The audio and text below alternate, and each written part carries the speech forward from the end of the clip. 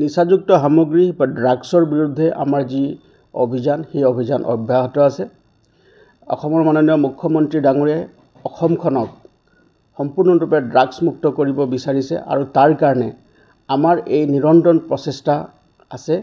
আৰু যোৱাকালি এটা বিশেষ সূত্ৰৰ পম খেদি আমি ড্ৰাগছৰ বিৰুদ্ধে এটা অভিযান আমি আৰম্ভ কৰিছিলোঁ আৰু শিলচৰ থানাৰ অন্তৰ্গত চালচাপৰা অঞ্চলত আমাৰ এই বিশেষ পুৱতি নিশাৰ পৰা এই অভিযান চলিছিলে আৰু এই অভিযান কালত আমি বৃহৎ সংখ্যক পৰিমাণৰ নিচাযুক্ত সামগ্ৰী জব্দ কৰিবলৈ সক্ষম হৈছোঁ। গোটেই অভিযান কালত আমাৰ দুখনকৈ টাটা ইন্ট্ৰা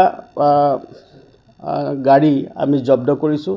এখন গাড়ীৰ নাম্বাৰ হ'ল AZ11EC 2504 আৰু এটা আনটো গাড়ীৰ নাম্বাৰ হ'ল AS11EC 4291। এই দুইখন গাড়ী চুবুৰীয়া ৰাজ্যৰ পৰা ইয়ালৈ আহিছিলে আৰু দুইখন গাড়ীতে আলু ভৰ্তি বস্তা তাত সম্পূৰ্ণৰূপে আছিলে আৰু এই সামগ্ৰীখিনি চুবুৰীয়া ৰাজ্য ত্ৰিপুৰালৈ গৈ আছিলে। গতিকে এটা বিশেষ যেতিয়া আমি খবৰ পালোঁ, খবৰজাৰ পাই পুৱতি নিশাই আমি আমাৰ এই অভিযান আৰম্ভ কৰোঁ আৰু অভিযান কালত আমি দুইখন ট্ৰাকৰ পৰাই আলুৰ বস্তাৰ ভিতৰত লুকাই ৰখোৱা বস্তাৰ পৰা আমি 12টাকৈ পেকেটছ, গোটেই পেকেটছবিলাকত 1,20,000 ইয়াবা টেবলেট তাৰ পৰা আমি জব্দ কৰিছোঁ।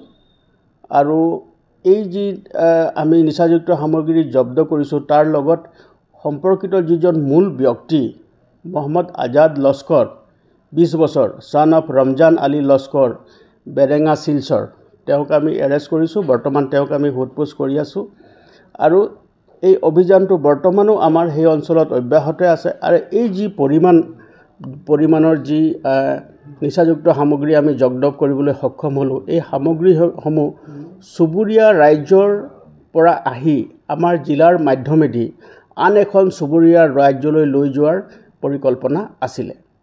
আৰু বৰ্তমান সময়তো আমাৰ এই অভিযান সেই অঞ্চলত চলি আছে আৰু যিজন ব্যক্তিক আমি ইতিমধ্যে কৰায়ত্ব কৰিছোঁ তেওঁক সোধপোছ আমি অব্যাহত ৰাখিছোঁ।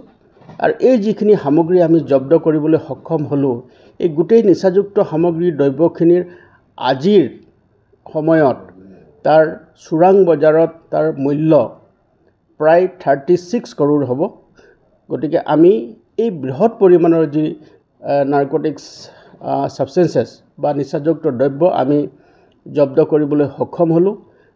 এই যি আমাৰ প্ৰচেষ্টা আছে সি অব্যাহত থাকিব আৰু যেতিয়ালৈকে জিলাখনৰ পৰা আমি যি এই ড্ৰাগছৰ অবৈধ যি সৰবৰাহ ইয়াক যেতিয়ালৈকে আমি নিষেধ কৰিব নোৱাৰোঁ তেতিয়ালৈকে আমাৰ এই অভিযান চলি থাকিব।